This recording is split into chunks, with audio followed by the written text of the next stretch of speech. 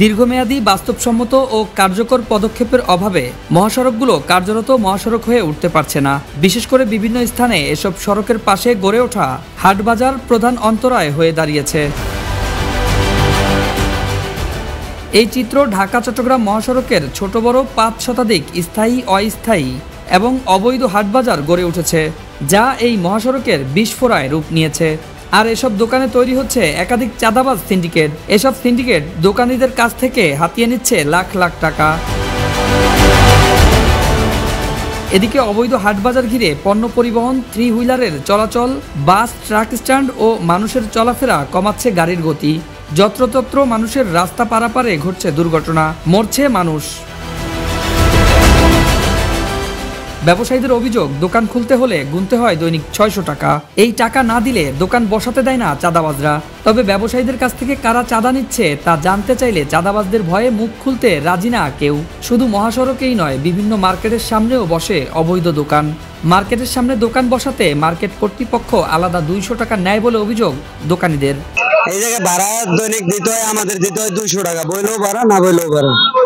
এখানে ধরেন ৪-৫০০ টাকা খরচা আছে। একটা জুড়ি নিয়ে বসি, ১৪০ টাকা কিনছি, ৬০ টাকা বেচতেছি, বুঝছেন।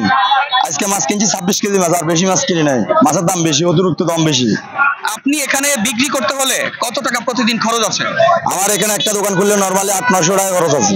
তবে মহাসড়কের পাশের মার্কেট মালিকরা এসব অভিযোগ অস্বীকার করে বলেন, চাঁদাবাজির সাথে তারা জড়িত নন। পার্কিং এর ইজারাদাররা এসব নিয়ন্ত্রণ করে। মার্কেট যারা করে, যারা চালায়, ওরা দলীয় লোক, যারা লিজ আনছে ওরা দলীয় লোক। ওরা গভর্নমেন্টের কাছে আনছে আপনার এই যে পার্কিং, ঠিক আছে। পার্কিং এর জায়গায় বাজার বসে, এরা যারা আনছে এটা ওদের ব্যাপারে, যারা করে এটা ওদের ব্যাপারে। এটা মার্কেটের কোনো ব্যাপার না। মার্কেটের মালিকরা দলীয় লোকের সাথে রিলেটেড না। এদিকে স্থানীয় পথচারীদের অভিযোগ, বাজারের কারণে ফুটপাত দিয়ে চলাচলের কায়দা নেই, সড়কেও যানজট সৃষ্টি হয় বলে দাবি ভুক্তভোগীদের। এই ফুটপাতে মনে করেন যে এর জন্য মনে হয় অনেক অসুবিধা, আমাদের গাড়ি চালাইতে সমস্যা হয়।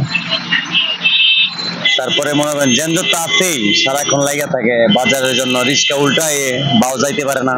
আমাকে রাস্তা আমরা কিনলে গেছে, সব গাড়িগুলো বামে চাপানো থাকে না, থাকলে তো আমাকে ক্লিয়ার থাকে। গাড়িগুলো মাঝখানে উঠা নামা করে, বালা উঠা নামায়, আর আমাকে এক লাইন লেগে যাওয়া লাগে। একটা রিস্কের পিছনে আমার গাড়ি চালানো লাগে।